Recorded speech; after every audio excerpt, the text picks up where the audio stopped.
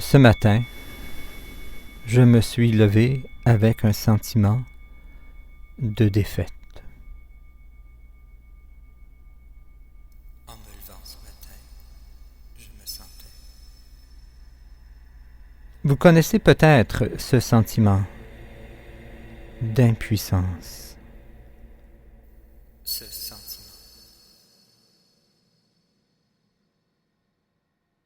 Produire plus d'épisodes de balado comme celui-ci, qui explore l'art et la crise écologique, est inutile.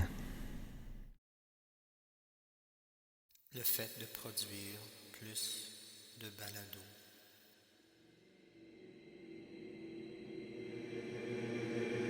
J'ai l'impression que la meilleure chose que je puisse faire pour notre monde troublé est de me taire et de ne pas faire de mal.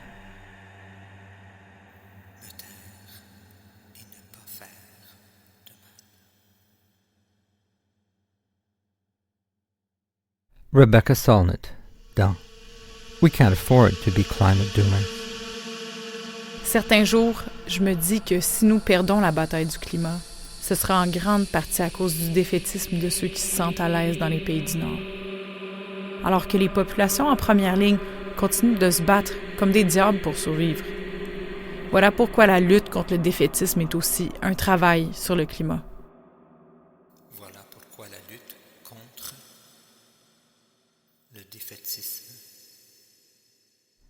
Suis-je l'une de ces personnes confortables du Nord qui luttent contre le défaitisme? Suis-je un défaitiste?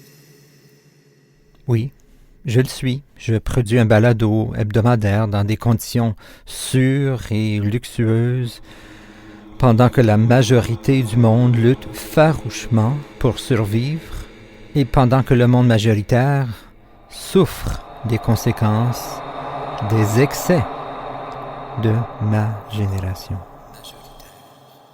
Lutte farouchement.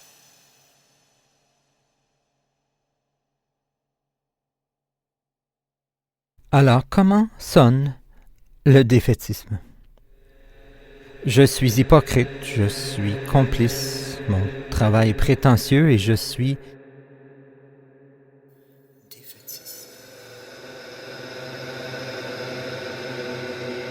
Cela ressemble probablement à ceci, une voix d'homme privilégié qui parle de son sentiment de défaite et qui se demande si quelqu'un s'en soucie. Britt Ray dans Generation Dread. Certaines personnes pensent qu'il est déjà trop tard pour empêcher l'effondrement de la société. Parlent de la Terre comme unité pour soins palliatifs et suggèrent que nous utilisions le temps qui nous reste pour trouver le courage de faire face à la musique, alors que le bateau sur lequel nous sommes, tous embarqués, coule. Faire face à la musique, comme le navire. J'ai écrit récemment dans mon blog que je ne vois pas l'intérêt de refaire la décoration du Titanic pendant qu'il coule. Alors, que faisons-nous maintenant? Comment vaincre le défaitisme?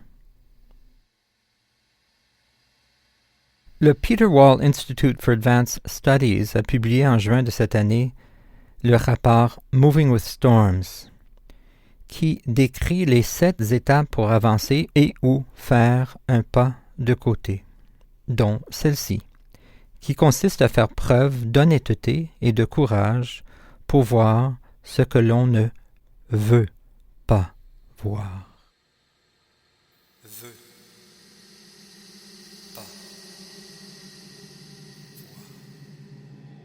Engagez-vous à développer votre capacité à contempler ce qui est réel, difficile et douloureux en vous et autour de vous.